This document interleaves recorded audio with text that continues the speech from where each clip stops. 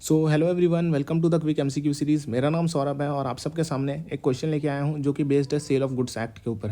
सो आप सबको बताना है with respect to the conditions and warranties under the sale of goods act which of the following statement is incorrect. तो आपको बताना है कौन सा स्टेटमेंट इनकरेक्ट है। सबसे पहला स्टेटमेंट आ रहा है, a breach of warranty can be treated as a breach of condition. Okay, first statement. Second वाला स्टेटमेंट आ रहा है, the aggrieved party can claim damages only in case of breach of warranty. तो second वाला statement बोल रहा है कि अग्रीव पार्टी तभी डैमेज क्लेम कर सकता है जब यहाँ पे ब्रीच ऑफ वारंटी है। तीसरा वाला स्टेटमेंट बोलता है कि वारंटी जो है एक स्टिपुलेशन होता है that is collateral to the main purpose of the contract. So warranty is a stipulation that is collateral to the main purpose of the contract. And last जो पॉइंट आ रहा है कि condition is a stipulation that is essential to the main purpose of the contract. Condition क्या है? एक stipulation होता है जो एसेंशियल होता है to the main purpose of the contract. तो अगर हम बेसिक ऑफ डिफरेंस देखेंगे तो तो कंडीशंस है, वारंटी है। तो कंडीशन में क्या होता है, इसका मीनिंग ये है कि it is a stipulation which is essential to the main purpose of the contract of sale. It is a stipulation जो एसेंशियल होता है to the main purpose of the contract of the sale. जबकि warranty जो होता है एक stipulation ये भी होता है which is a collateral to the main purpose of the contract. तो यहाँ पे क्या हो रहा है, इट इज़ अ स्टिपुलेशन जो एसेंशियल होता है। एसेंशियल किसके लिए होता है? For the main purpose of the contract for sale. And यहाँ पे इट इज़ अ स्टिपुलेशन जो कोलैटरल होता है to the main purpose of the contract. This is warranty. And अगर हम बात करें कंडीशन में, तो कंडीशन जो होता है is so essential that contract that the breaking of which cancel out the contract.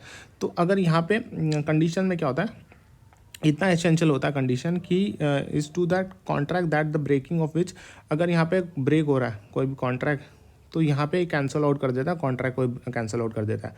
और वारंटी में क्या होता है कि इट इज़ अ सब्सिडरी और इन्फीरियर कैरेक्टर, एक सब्सिडरी है या फिर इन्फीरियर कैरेक्टर होता है।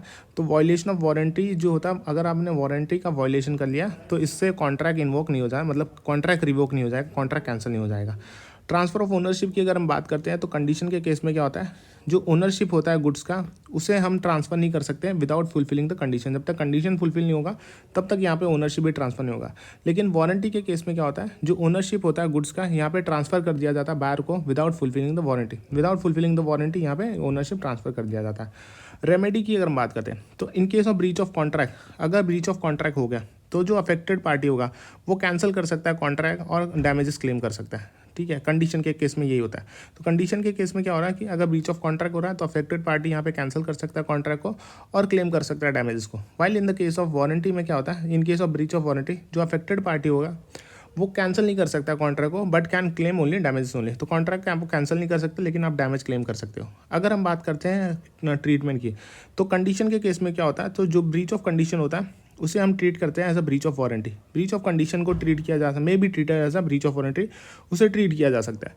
लेकिन वारंटी के केस में क्या होता है, जो ब्रीच ऑफ वारंटी जो होगा उसे हम नहीं ट्रीट कर सकते as a breach of condition. So breach of warranty can not be treated as a breach of condition.